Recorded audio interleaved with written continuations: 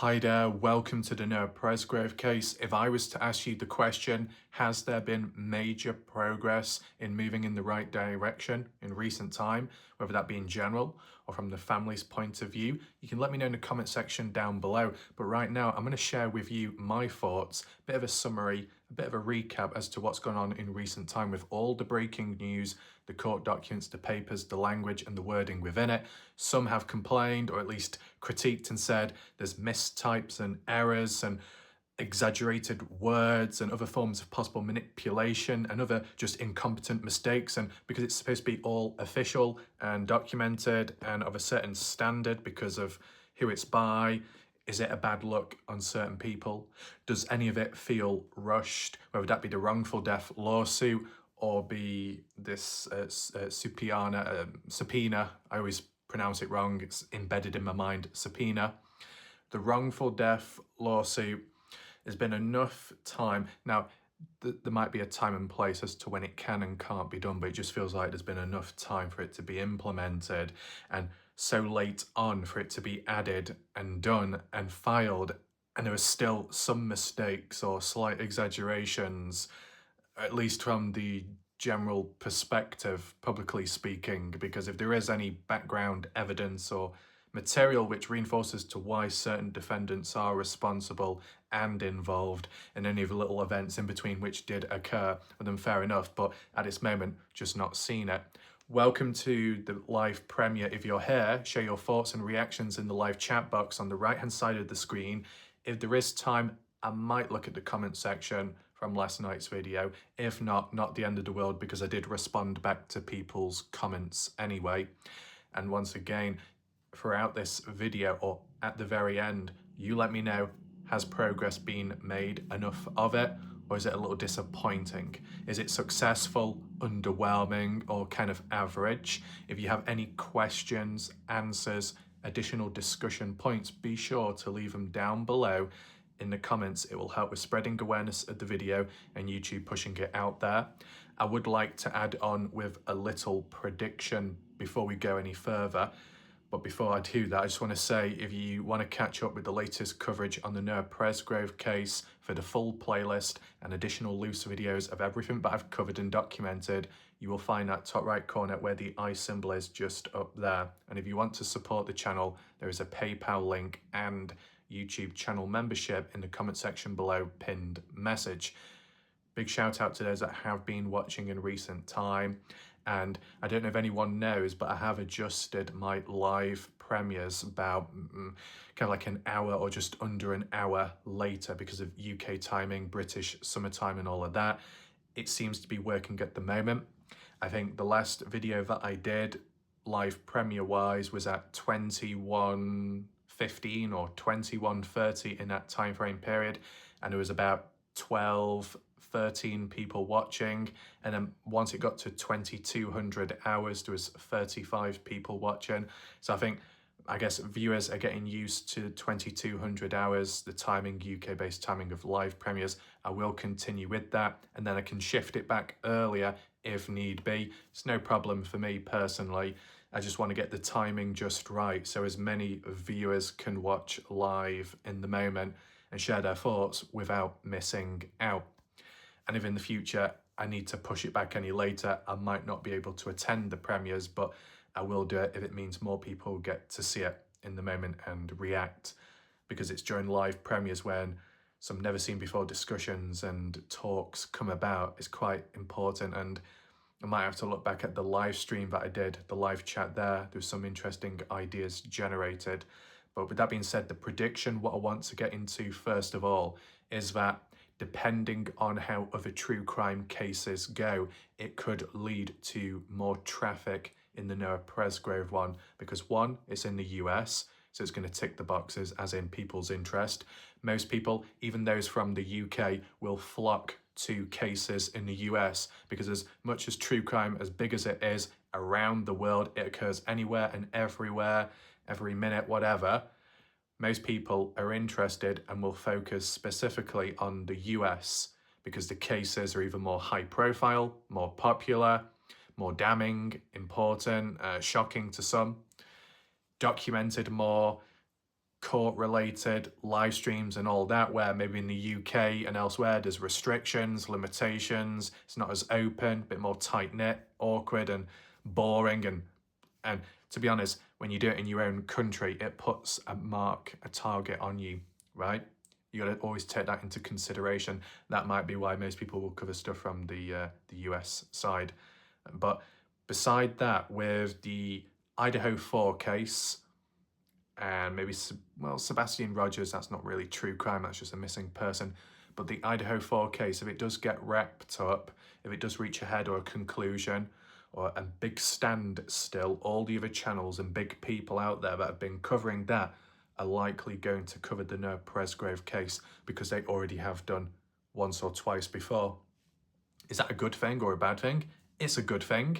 For me, it could be slightly frustrating, but that's just me being honest. And I only say that is because I could be covering a case for 20, 100 years, right? And yes, I could cover and document as much as possible. But as soon as a bigger channel comes on in, they're not going to look at my videos or more so the material. They'll do it themselves, which is good, of course, but they might not touch upon the really important stuff because they don't have access to it. They've not thought about it, but I've got the key, and it's public and it's viewable and it's not gatekept like others. Others like to gatekeep information, whether they're a creator or not, and it's a bit cringe. But as soon as it can be released or shown and above board and things are measured, then I always do so, as you know. But as accessible as my material and stuff that I've documented, not everybody wants to search for it. So it's that unfortunate outcome of people can come in, big channels, doesn't matter. This is the thing. Some people get the misconception that, oh, just because a big channel comes on in, everybody else before that can just be swept aside. Let's lay out the red carpet. What? Just because it's a big channel. Just because you're a big channel doesn't mean that they're better, right? Everyone's good at different roles and areas, of course. The awareness aspect, they nail the head instantly. But in terms of the depth, the range, the stamina, the frequency, the consistency is likely lacking. And when you got waves of bigger groups coming on in, we've seen a few waves of people on Facebook to some extent, just a small extent, is just trying to get the correct guidance, right, of people coming on in with the correct knowledge and understanding. So all those rumors in the past, which have been created, for example, from the light side, and maybe some from the dark side, they need to be squashed, cleared up, debunked. Others can say, oh, we're going around in circles, let's put it aside, let's lay it to bed, but it needs to truly be cleared up with a form of hard counter evidence, because if not, and it's just left to fade away, it means when new people, bigger waves come on in, they might touch upon it, regurgitate it, and it just becomes a massive headache, and people just stick with it and nod their heads. Kind of like the Kenny Veach case where people just nod their heads with that. I've already documented with hard evidence that Kenny's girlfriend lied about when she reported Kenny missing. She says 2-3 days, but it's actually 7 to 8 days. Big difference. But the general public listens to the girlfriend's lies. The general public doesn't bother looking at my hard evidence, which clearly shows the reality. Human race doesn't want to know or can't be bothered to look at reality, and it's really unfortunate that. So it creates a lot of frustration. Not that I'm expecting much, but, you know, just for people to be on the same wavelength when it comes to the actual truth. Don't want to repeat as the past, as in now. So if there are waves of people, they find the right pages on Facebook to Reddit and anywhere else in between, not just my channel, but other channels out there that have covered the case, find the right places and have patience, but also, I guess, an understanding without being too yes men, yes women like behaviour. Of course, time will tell, but my prediction is that you could get waves of people and channels that come on into this case, but there might be a slight negative feel that others may try and take over. Not in a nasty way or anything like that, but I just feel like a force, a level of pushing in and suddenly gaining all the glory and attention, and it's like, there are other people before you. And I'm not talking about myself, I'm talking about other people in the case community, right? Even, unpopular or unsavory names that have been within this case since day one before me, and they get brushed aside and all these other randoms come on in. It can be a little bit annoying because there's a bit more to it. There's a process behind it all. Okay, people come on in now. Things are the way they are, but they only are the way they are now because of people previous and what they've built, the foundations. So prediction-wise, you could get a spike in awareness, but you could get a decrease in attention when it comes to the really important stuff at hand. That's my prediction for now. If the conditions are met, we'll see what happens, but just prepare yourself, right? And if you do come across others, if you want to spread awareness, as in my playlist, what I've archived, what I've covered, what I've shown, never seen before text, never seen before photos, party footage, timestamps, and all of that. If you want to send it in the right direction to other people that may not know where to start, that'd be appreciated. With that being said, predictions aside, because I don't do them as much now, what's really gone down in recent time to highlight the possible huge steps made in the case. So July 31st, deadline or so, the subpoena in regard to OHP. What the family want or wish for from OHP. Full closure. Bringing in the evidence, what's been collected in the investigation over time. It can range from supposedly interviews, talks, discussions, the investigation at the highway, autopsy-related material, reports, data, photos, videos, audio, whatever that could be, and anything else in between. But my question is, what the family wants, is it because they don't really have much to begin with? If you had to do like a scale, us, the general public, the victim's family, who knows what? You'd expect the family to be up here and the general public to be lower down. The family has the right to know more, of course, because they're caught up within it all. They're the victim's family. They're working with police and vice versa. So they should receive updates. They should receive acknowledgement so they know what's up and what's going on. But when you get these true crime cases, whether it be the police incompetent, corrupt, or just incompetent, or there's a breakdown in communication, right? I'm giving the different outcomes because I am basing it off from the Dylan Rounds case. That was very telling and crystal clear there. Breakdown in communication, lack of proactiveness from the police. Not corrupt, but not proactive enough to take the full reins, to make the most of evidence, just letting some of it pass by and not doing enough, which impacts the case.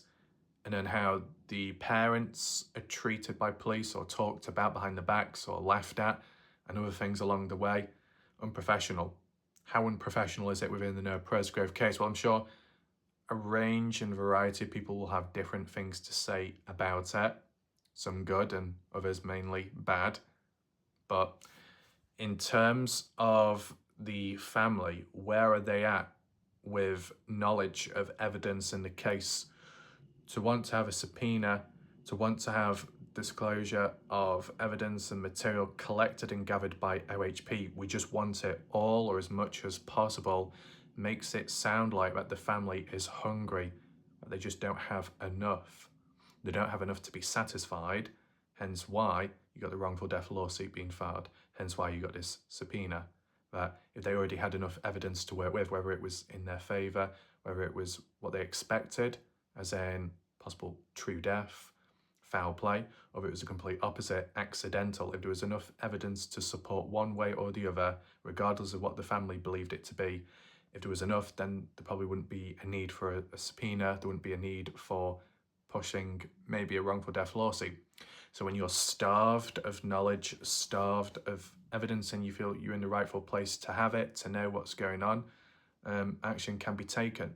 As for the timing of it all, do you think the timing is acceptable, good? Should it have been done earlier? Would it have been possible or not? I'm not an expert when it comes to that type of stuff, right? The timing of it. I mean, when it came to the Dylan Rounds case, it took a bit of time to get a hold of the killer. Got a hold of them earlier, much earlier, but it was on other charges. But whilst they had the person in, then they could work on the case and try and find links to that person on unrelated charges to apply charges relevant to the case, and so on, building it from there. But when that was strong enough, they needed to find the actual body, and the killer Brenner wasn't willing to talk or open up, so you could only do so much.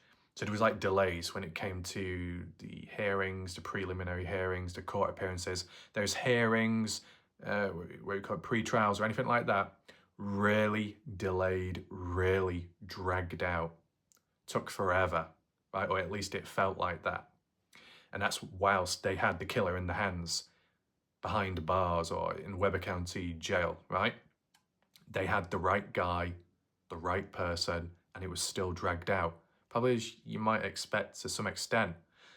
It's just to apply a measure and a scale that with the Noah Presgrove case, 2023, it's now 2025, and not a single person has been officially charged or even apprehended and taken in. In the Dylan Rounds case, as dragged out as that was from 2022 to 2024, it felt like a long time.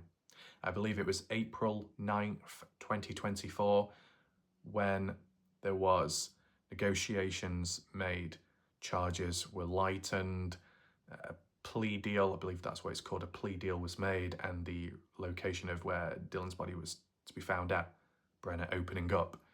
And that moment onwards, that's what could set it all off as for the court proceedings and all of that, right?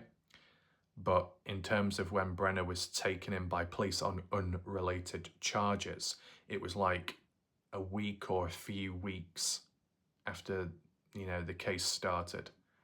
So 28th of May 2022, when it all started, as in the death. The 30th, when the family came on down, going into June, and that's when it kicks off with the police, the investigations. June 19th, around then, when Brenner is finally taken in on unrelated charges. November, when key evidence, incriminating evidence was found on the victim's phone, found from the pond, June 19th. In November time of 2023, when police, 2022. So the reason why I get mixed up with November 2023, because that's when Jasmine Milan in the Noah Presgrove case did a follow-up update on a snap on Facebook. But in terms of Dylan Rounds, 2022 of November, some months passing on by, finally coming across some key incriminating evidence of that person that's been apprehended on unrelated charges, now linked to the charges of Dylan Rounds. And it slowly built from there. But, it was like within a few weeks when Brenner was taken in on unrelated charges. In terms of the Noah Presgrove one, not even got to that point, and a few years have already passed by. That's what makes it a bit problematic, but it also makes it, I know some people could say, well, of course, nothing's happened yet and nothing probably will because no one's really responsible and it's not a murder and it's not foul play, okay? But just basing it on all different areas and ideas and perspectives of what it could be, right? This many years passing gone by and no one's even been apprehended properly on the charges of the case or on unrelated charges, held, apprehended, and then linked with the case, or a case being made for them to be linked to the death of Noah. With that, none of that happening, if it did happen eventually and properly, then you got to go through all the court stuff on top of all that. So with Dylan Rounds, even though the person was apprehended fairly quick, the actual court proceedings and all of that was so dragged out for years or so that with the Noah Presgrove one, it's already been years, haven't even got to the court stuff whatsoever yet. It might differ from case to case, of course. This one might turn out slow at first, but speed up later. Time will tell. But just interesting, the dynamics, but it's also worth being aware of what to expect, how to anticipate it, right? Because if you're starved of progress, starved of movement, the slightest bit of progress, you'll probably pounce on it, celebrate and cheer. But it's not worth getting too overexcited because, as you know, with this case, there are many twists and turns. You think you're going forwards, 2 steps forwards, 10 steps back, and you're scratching your head wondering what the hell has gone on. So you just condition yourself naturally so then it doesn't disappoint you with time.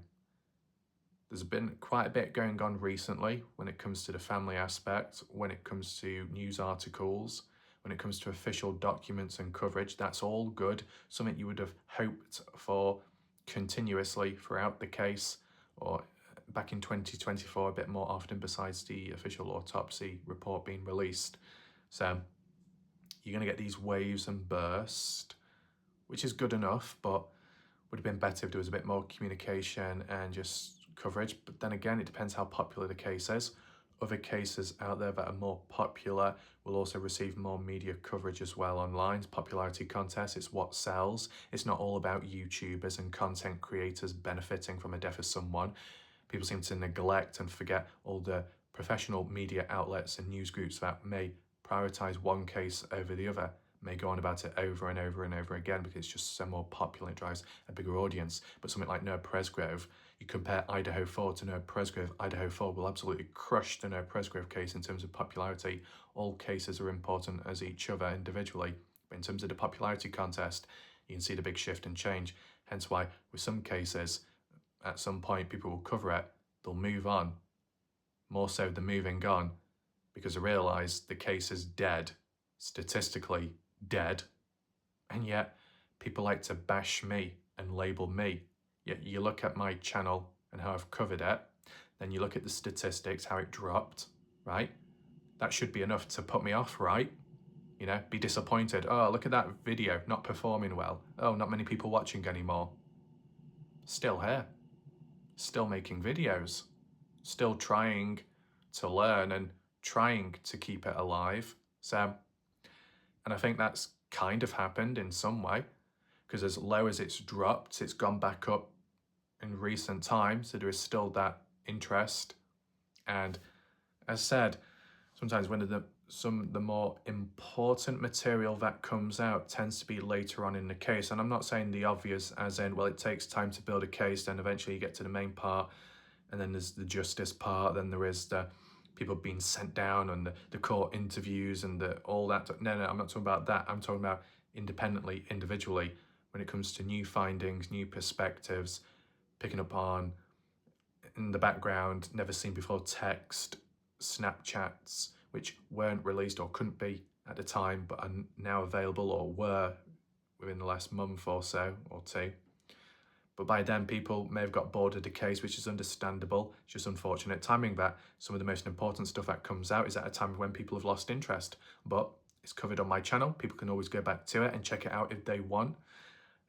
With what's recently gone on, because it's more official that and documented and covered in news groups and official documents and newspapers and family talking about it as well, or at least just reposting it on Facebook, that will get more attention than an independent member of the general public posting something which is just as important, if not more important. So it's unfortunate that, but it is where it is. But this subpoena kind of implies that the family aren't satisfied enough with the way the case or how it's been investigated and handled. But as for evidence-wise and communication-wise, it's just not enough, maybe. That's why the family want this subpoena. Been granted as well, got to acknowledge that, and the deadline July 31st.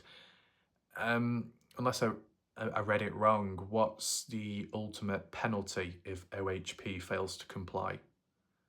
You know, if anyone does have an answer to that, that'd be appreciated if you want to leave it down below in the comment section. If OHP failed to follow through with this subpoena or only provided limited evidence from the investigation, are there any setbacks? Are there any consequences on OHP? Of course, if it's limited, the family are going to suffer, as in not knowing the full knowledge of the case and missing out once again. But I guess it might be handled a bit better compared to the Caden Pressey, Alicia Lee phone data situation. I think, well, it's important for the family to learn when it specifically comes to this subpoena, and if done correctly and if successful, and if family get a hold of that material and evidence, what happens from there? Okay, when it comes to certain courts, appearances and onwards and trials, yeah, maybe live streams are done, it's recorded and it shared online or public to some extent. But something like this, right? It's like appearance, this request. Is it going to be documented and recorded so the general public can see it? When it comes to the family that may finally get all that material and evidence handed over, copies of it, however it's given out, what is the family going to do with it from there? Are they going to post it public on Facebook pages? If, the thumbs up are given, as long as it doesn't harm the case, are the family going to gatekeep it? Are they going to keep it private? Are they going to post it public? Are they going to drip feed it? I am being cautious there.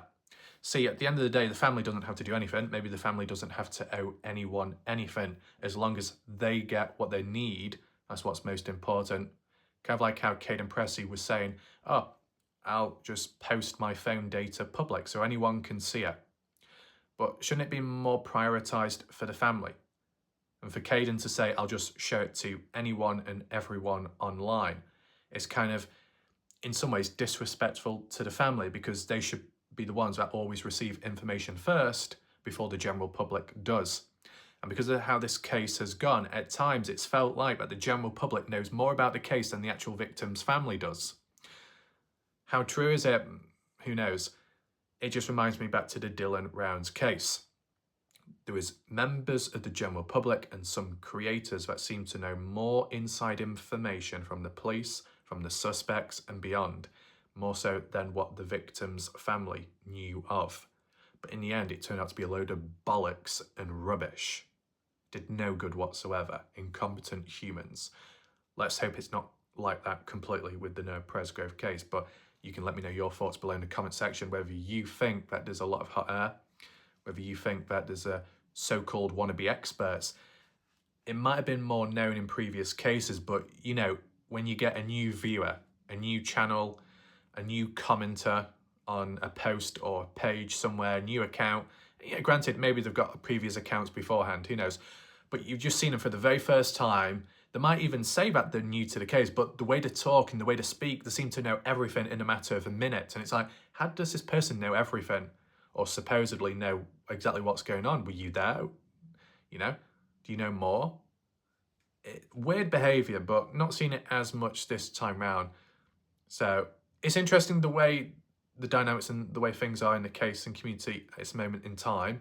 But of course, when you lock in and when really original raw coverage is done, there's a better level of control, better level of understanding, but it just depends what comes about. And kind of slow down with the map analysis because of this official breaking news and documents. That's why I've had to prioritize that and kind of doing a summary right now to some extent of everything that's gone on recently and how it compares to the past, because what can be gained now wasn't possible back then, and that some were gatekeeping it back then so the family couldn't learn, but now they've got more of a chance, which is a positive, whichever direction it goes in.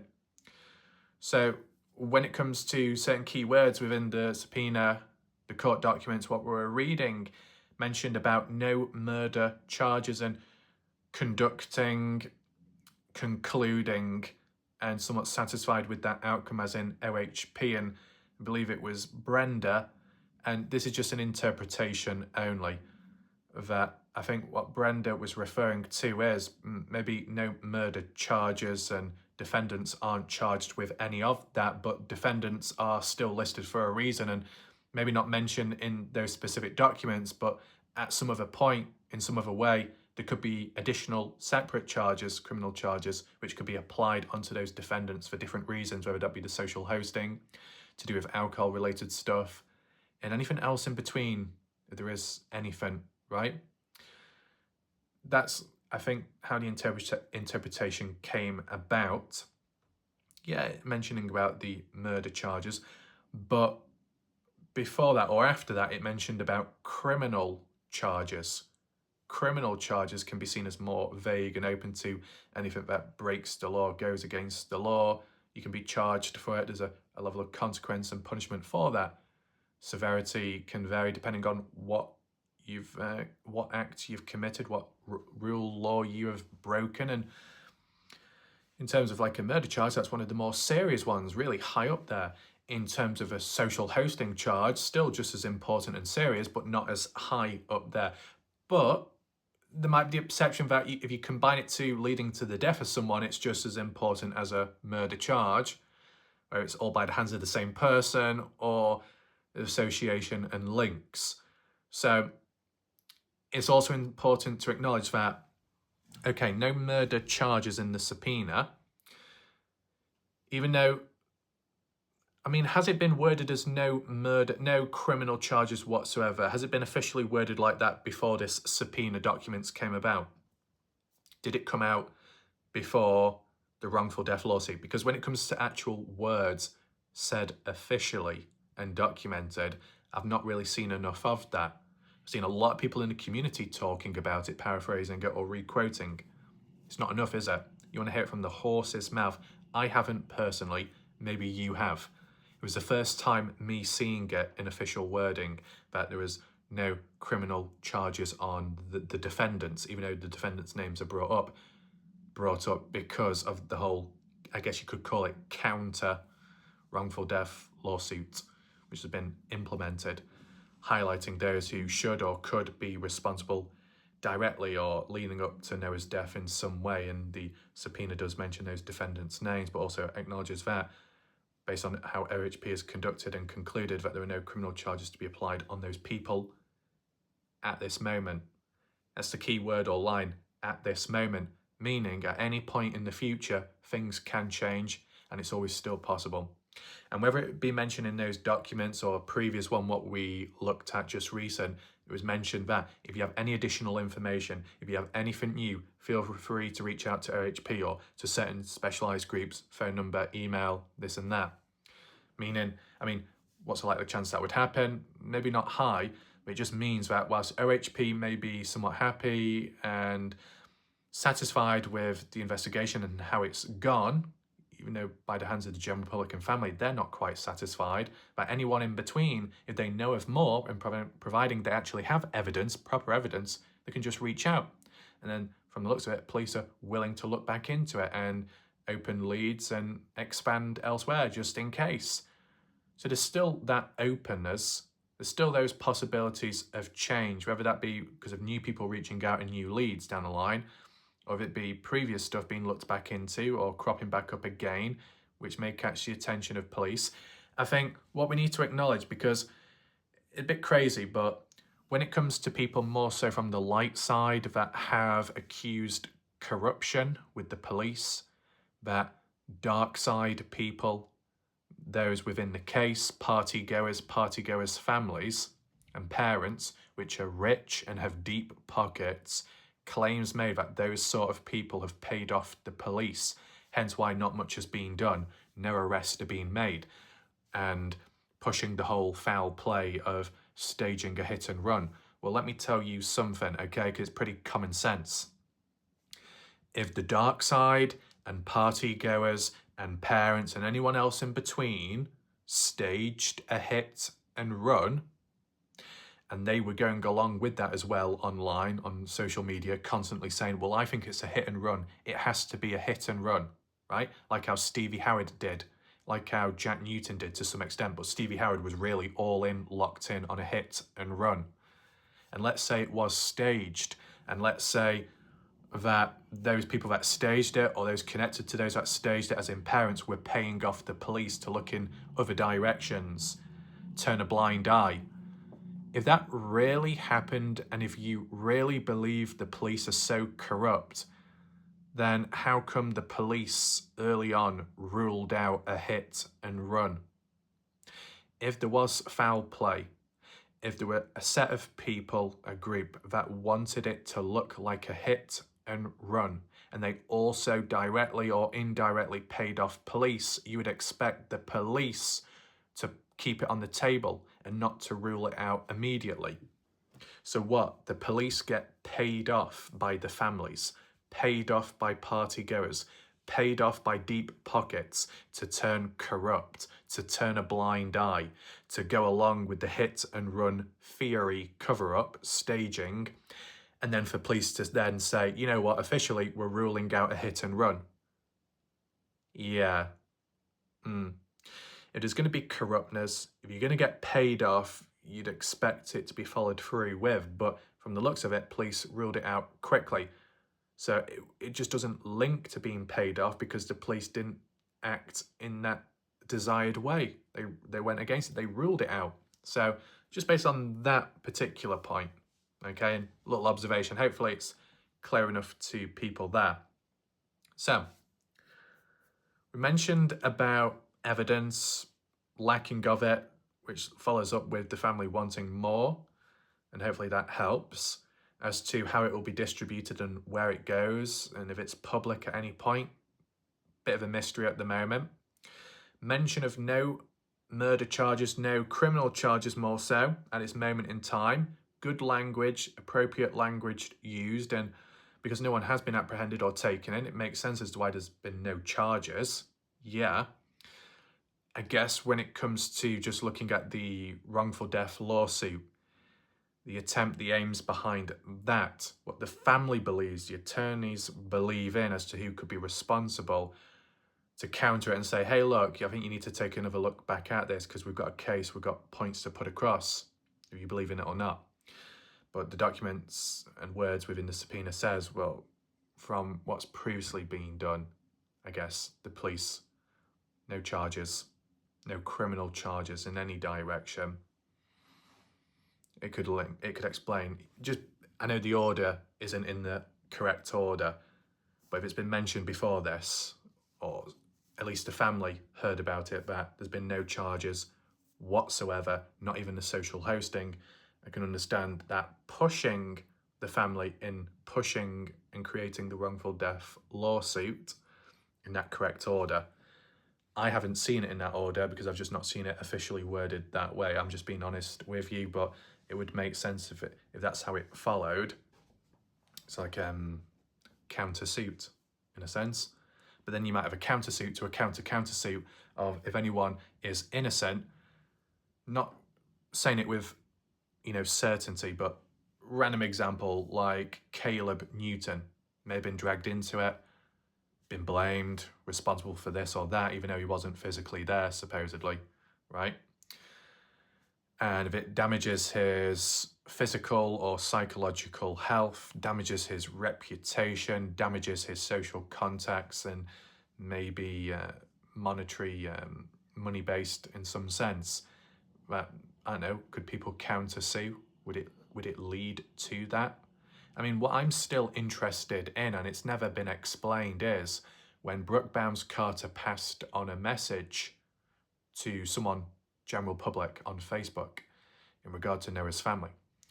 Stevie Howard's supposedly been the one, or capable, and Brooke Bounds-Carter simply passing on a message on behalf of Stevie Howard, I should say, in a way, saying that, there's certain stuff that Noah's family wouldn't want to be released, the darkness or the dirt on them. What's that all about? What has Noah Presgrove's family done at some point previously in which they wouldn't want it to be aired or released public? It may not have any link to Noah's death, but what's so secretive? What's really going on? It's really specific as well, that warning. Some consider it as a threat by BBC, but BBC is passing on a message on behalf of another person. If someone like Stevie Howard loses any more, she's going to drag other people down with her and push it into a corner. She'll fight back, supposedly within reason. But what dirt does people from the dark side have on Noah's family? How bad is it really? And will it ever be released? Or is it just a load of BS? Because it's just faded away there. And as you know, I don't forget the same. So we'll bring it up here and there and see where it goes. And you can let me know your thoughts as well if you remember it, if you feel that there's more meets the eye. But it's just important to always refer back to, at this moment in time, no charges in general, but that could change eventually. Or if there's any specific court documents that come about, could be unfocused charges which do eventually show up, right? I mean, okay, we got the counterpoint by Jack Newton in general on behalf of Caleb that did the speaking on the People article. Not official by police or interviews like that, but just an article online or somewhere and then posted online the article and re-quoted, where Caleb spoke on behalf of Jack, and Jack said, well, everybody showed up at the party with alcohol, and that's like how it has always been in the past. I mean, if Noah Presgrove never died, and you asked different partygoers, including Caden Pressey, parties that you showed up in the past, did you always bring alcohol by yourself? Did you all show up drunk, or did some of you show up drunk and it was all individual drinking, even though you were underage? Would the partygoers be more or less likely to say yes or no? Probably more likely to say yes, because there's no death, so there's not much to hide, not much to minimise or play down on. I mean, Caden Pressey did say that in the past he would attend car parking lots, meeting up with these said partygoers, making friends, connecting, getting closer, and drinking in the past when they were even younger, showing up with alcohol. So a party at a house hosted, a party in a public space or a car park, people having alcohol with them, making a choice to drink. Is there any patterns to parties which Caden has attended in the past, along with Noah? Whilst it's normal for Noah to walk off when drunk, as Caden said, and for about 30 minutes then return back, is it normal for these same said individuals all the times in the past when attending parties to bring alcohol themselves? Was this a one-off with the Noah Presgrove case, or does it link to previous times in the past? The only difference is all the others didn't result in a death, but this time it did result in a death, so there's a greater focus and push on social hosting. How do you look at it? Let me know your thoughts. Beside that, when it comes to Noah Presgrove and drinking, okay, I think there was some comments, maybe fair key points, as in, if you're under the legal drinking age, you're considered a minor in some way. If that's how it is officially, fair enough. But in terms of the way this case has gone and how it has been worded already before, and more so by the general public, as in supposedly some people getting the ages wrong about Georgia or Breeley, making them appear much younger than what they actually are, a couple of years younger or so. Why? Make it sound more shocking? I mean, at the end of the day, if you've got someone who is 17 years of age, they're not an adult. And if an 18 or 19-year-old did something, right, and depending on the laws in the area, breaking, not good. But if you had same age, but the victim wasn't 17, or it was exaggerated and the age was manipulated and brought down to 14 or 13, still a teenager, 13, teenager, 17, teenager, what's both consistent with each other? Both not adult age. But the number 13 sounds worse and shocking and impactful compared to the number 17, right? And if that's how it is factually, then fair enough, it's impactful, it's important. If it's been manipulated and the person's actually 17 and not 13, but people have brought the age down, minimised, or not minimised, rounded it down to make it sound much worse than what it actually is, even though it's already bad, it's manipulative. Emotional language, emotional blackmail, okay?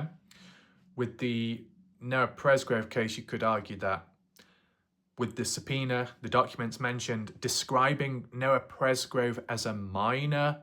If you saw that for the very first time, you'd be thinking, wait, Noah Presgrove's not 19. After all these articles have stated he's 19 years of age, he's a young adult.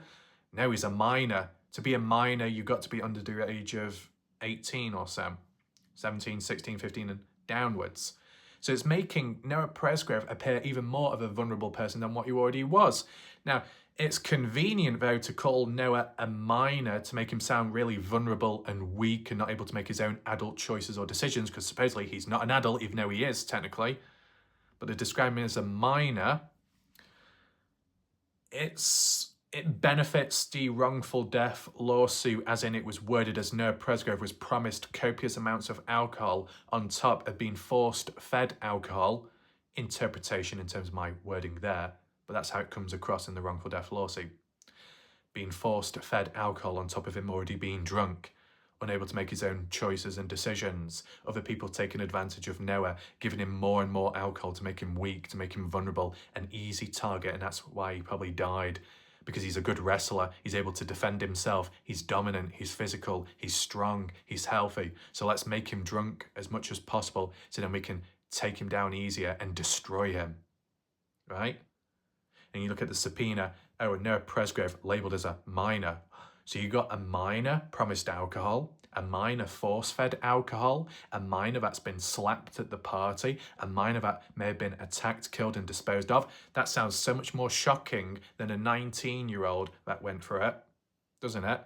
So you can link it to sensationalism. Now, I know that was one of Jan Fiorillo's buzzwords, but like to use that word on and off like a light switch, but I actually use it at the appropriate time, right? And I don't always like using trendy, sheepish language, to be honest. But when there is a key point for it to be mentioned, then that's what I'll do.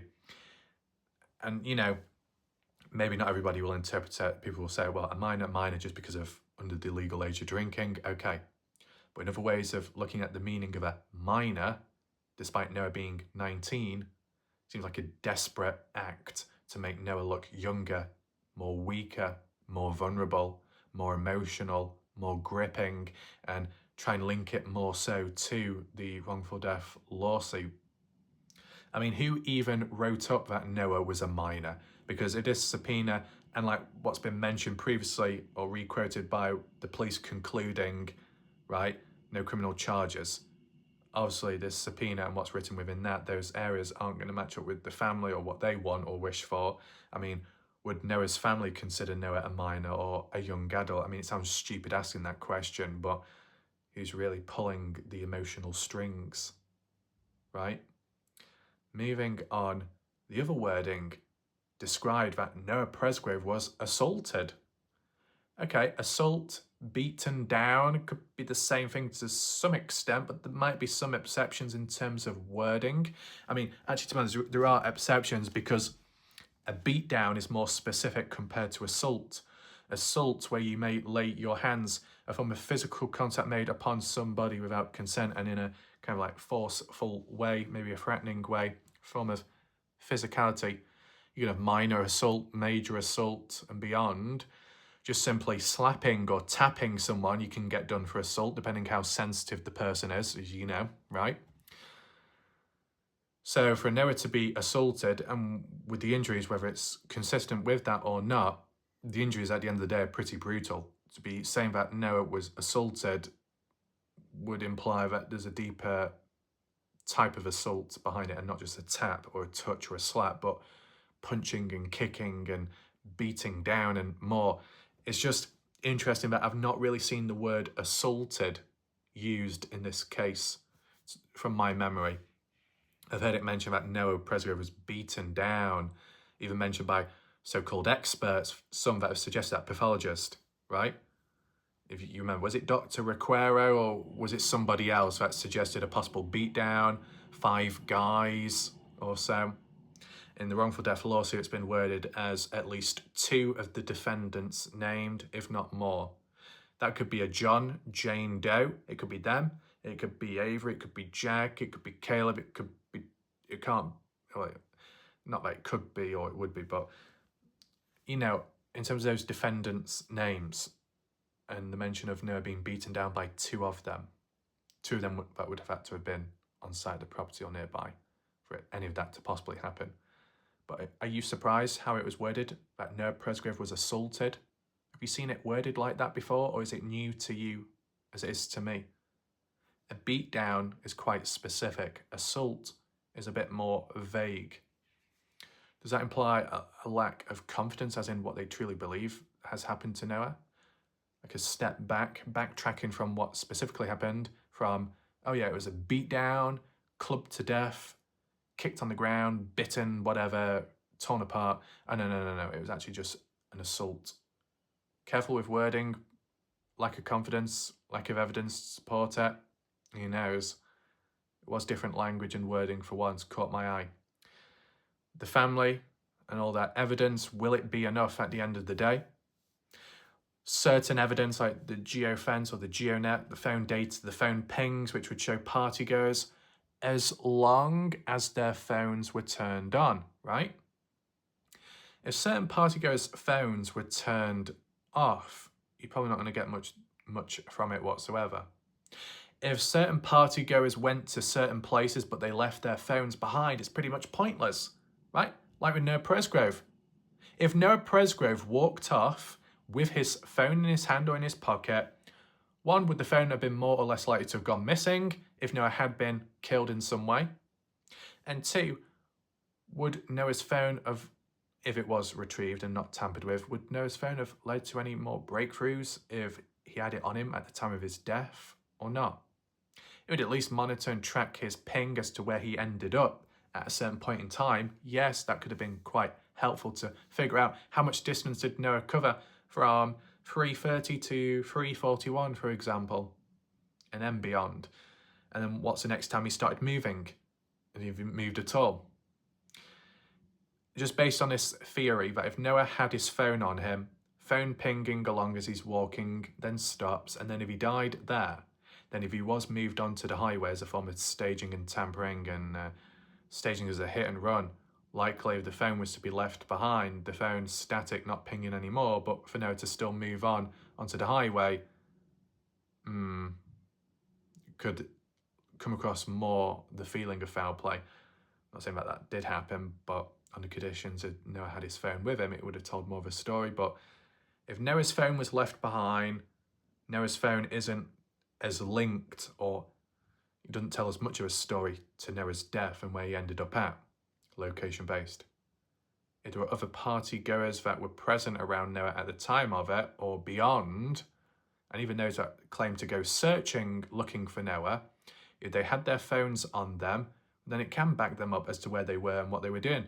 But party goers may leave their phones behind at certain times. I mean, the whole talk about Caden, Brylan, Isaac, maybe Mikey, depending what timeline you're looking at. Did their phones prove and show that they were pinging at the highway at a certain time? Well, it all comes down to whether they had their phones with them or not. And they may have had their phones with them, but if they had their phones turned off, then it wouldn't really be tracking or pinging, to my knowledge. So, okay, the 5:15 claim by Caden Pressey and Alicia backing it up as well, saying, oh, it's all true, it's all correct, 5:15 is the time of when the news came about of Noah's death by Jack and so on, and it all kicked it all off from there, right? And phone data proves that time, but it's not been shown to family yet because it's been delayed and stalled. Is there a bit more going on there? If the police have it, as long as the police, OHP, have Caden's data, phone records and pings and all of that, well then this subpoena, once granted and successful, and if completely successful, maybe the Noah's family will finally get to see Caden's phone data and see whether it was true or not about 5:15 to ultimately put it to bed. Will anything happen in between? Will anyone panic or worry or think, oh shit, we weren't expecting a subpoena now. Oh goodness, it's going to expose us in the background.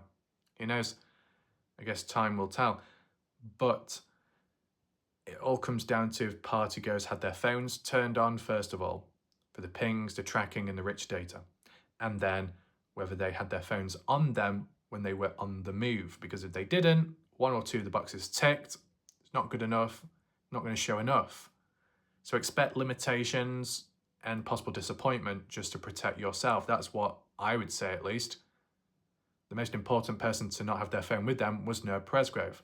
And if Noah had his phone with him at the time, it might have revealed more of a story, or it might have been more likely that if there was any foul play, Noah's phone likely would have disappeared along with possible other items. Because, like the Dylan Rounds case, what happened to Dylan at the time, Dylan had his phone on him during the death, the murder, so the killer obviously going to take it off Dylan and dispose of it or keep a hold of it. Take in mind the age range, much older, not quite familiar or savvy with tech and tracking and all of that and destroying evidence, so you're going to fall behind and make mistakes and slip up, hence that's what happened. But you look at these party goers and other people that are the same age of Noah Presgrove, more aware of technology and how it works. Probably if Noah's phone was to be on Noah and if it was a murder, potential killers would know more on how to handle stuff because of technology, social media and tracking and all of that, what to do and what not to do, how to get rid and how not, and so on. But Noah's phone left behind, Noah distancing himself from it. Is it normal for Noah to walk away from his phone? That was never really mentioned or explained.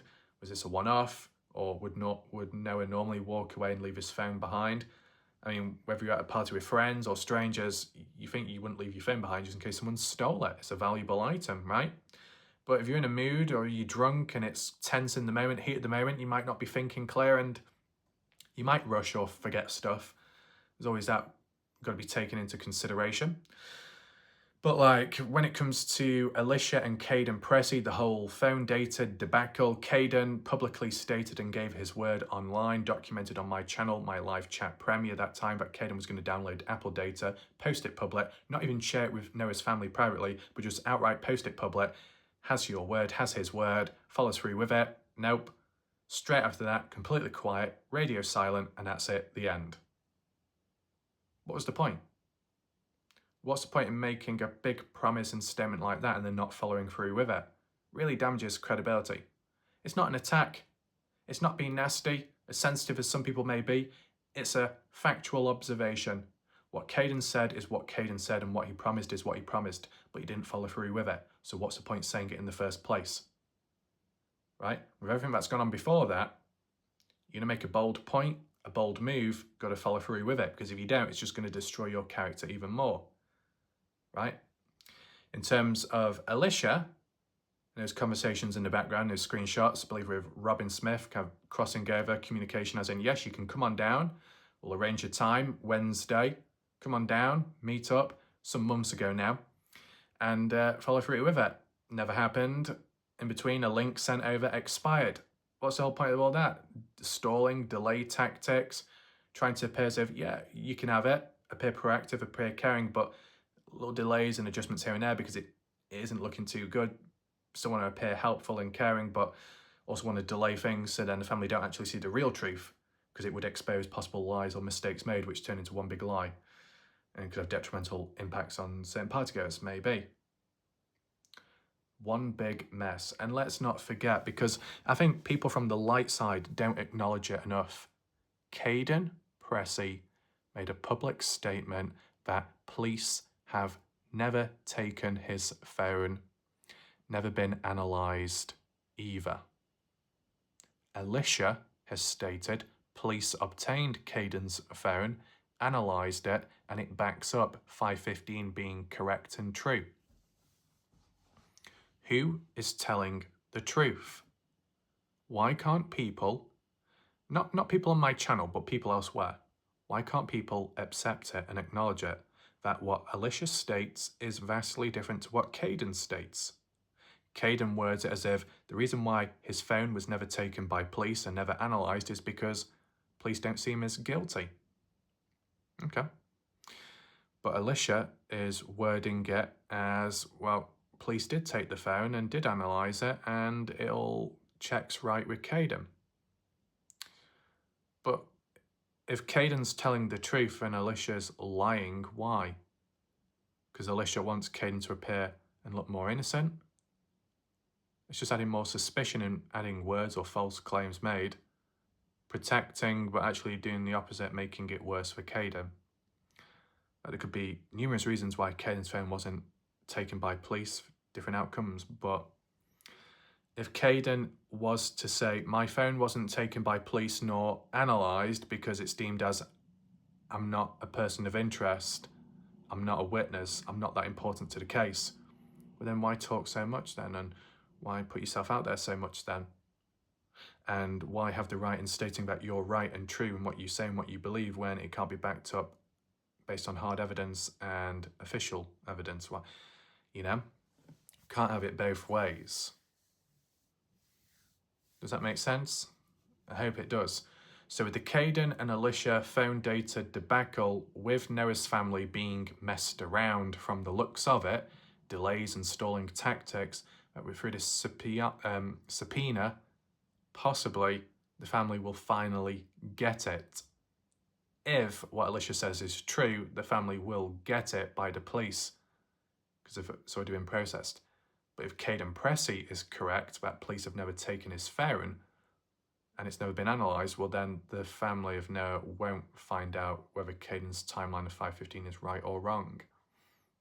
So that's a bit of a flat outcome, isn't it? But worth highlighting.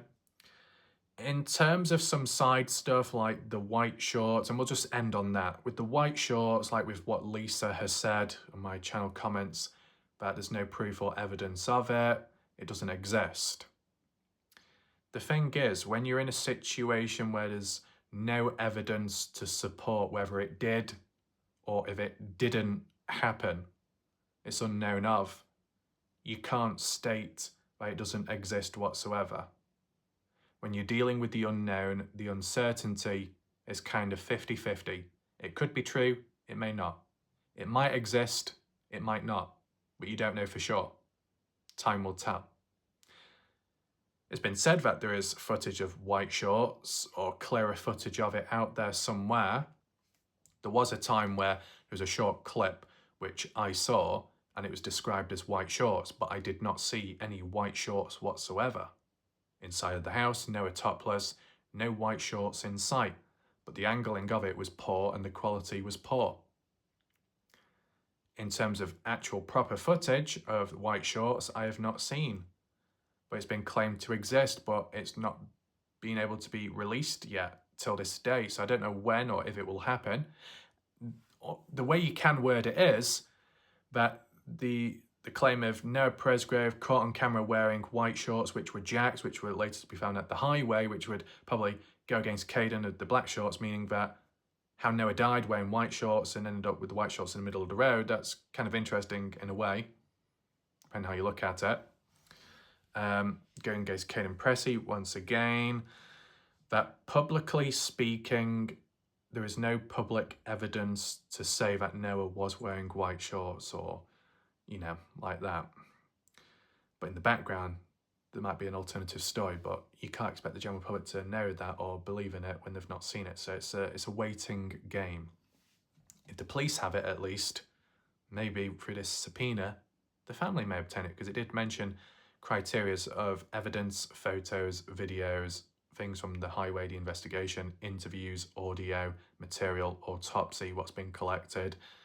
Somewhere down the line, some of that might link back to the shower footage, the teabagging footage, the side-by-side rollover, and all of those claims. If it is all true, families should get a hold of it, hopefully.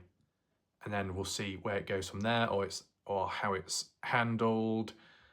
There might be restrictions and limitations as to what can be shown, and I'm sure family will probably keep it to themselves to some extent within reason, because got to take in mind every case is different, every family's different. With the Dylan Rounds case, the family, or more so the mother, would blurt it out because of how the case was being treated and dragged out, family getting pissed off, annoyed, and kind of wanted to owe the general public some update as well, which was a positive. It was good. Talked a bit too much maybe, but it benefited us. In this case, though, we don't hear or learn as much because it's just handled with a bit more self-control, I guess, from the family. So with that all in mind, in a small space of time, there is progress. And even if down the line that these defendants turned out to be all innocent, it doesn't do any good for them psychologically and maybe physically. It's going to take a toll on the defendants, all of them, if they turn out to be innocent and they've been dragged through it and they've been labelled and this and that. And it could have lasting effects beyond that in their life. But in terms of the general public will benefit even if it leads to those defendants being truly innocent, because it ticks people off the list. So even if it is a murder or foul play, it ticks people off the list officially, eventually. So then you've got a smaller pool, sample size to work with, and then you go from there, and it gets a bit easier maybe, because you've got to take in mind about 30 to 40 party goes in total within the case or so. A lot of people to work through and figure out, and mystery people and strangers as well. By whittling the numbers down, it just gets a bit easier to listen to the right people, and then all the others that are innocent, you can just put them aside and then just focus in, lock in on those that could be people of interest and beyond, and becomes a bit more efficient, easier to be able to breathe and think and take it all in. It gets easier when you whittle it down, if it is still a possible murder cover-up, okay? So there are still positives that can come from it, even if they're all deemed as truly innocent and properly innocent, right? Nothing corrupt, just properly innocent. So it benefits the general public. It might not benefit the family though, because it'll be disappointment, because I think it was Dalen more so, as in pulling out of the suit, or may pull out at some point, and it also being deemed the wrongful death lawsuit as a Hail Mary, a last-ditch attempt. A last-ditch attempt doesn't sound too good. A wrongful death lawsuit itself as a last-ditch attempt doesn't sound much, but then this subpoena sounds more like a Hail Mary, being able to access that additional evidence to see it for themselves. But if the police are happy with it, when the family finally get it, is it going to change the outcome or perspective? Is it going to add any more? If the police of all people have got what they've got and they're okay with it, then won't the family, or will the family pick up or see something which the police don't? I guess time will tell. Hopefully you found the video somewhat interesting. I think in terms of how it's been handled previous, and like with the Caden and Alicia phone data situation, if the family get a hold of Caden's stuff and other things as well, phone data, geofence, Geonet, if it was processed by police and police are willing to hand it over, OHP, and it's all successful, then it shows big progress there. People in the community, people within the case may not be able to communicate properly, maybe completely dysfunctional and incompetent, but when it comes to officials, when it comes officially court-based, police-based and all that, amongst the family, it eventually gets done the right way, hopefully, and then go from there. So there are some conditions that need to be met, but with all this happening in a short space of time, from wrongful death lawsuit to subpoena granted and beyond, and the deadline July 31st, not long, it'll be interesting to see what happens. Officially, and by the actions of the family, and with the news and the media coverage, there's been a lot more movement in recent time, more now than ever before. So that is a positive. In regard to the outcome it leads to, could consider that unknown of. In terms of the language and wording though used in the wrongful death lawsuit, or maybe more so the subpoena, you could say that's actually backwards in progress in how it's worded, worse than some of the news articles. Some of the language incorrect, some of the wording incorrect, or exaggerated, enhanced in an unnatural way, and that's disappointing to see. And maybe some named individuals dragged caught up within it who might not have been even at the party. So many forwards, progressed, a few steps backwards. You let me know if you agree down below in the comment section. I hope you enjoyed the video. If you want to hit the thumbs up, share the video, that would be much appreciated. My name is WarLike Wrath. I'll see you next time. Goodbye for now.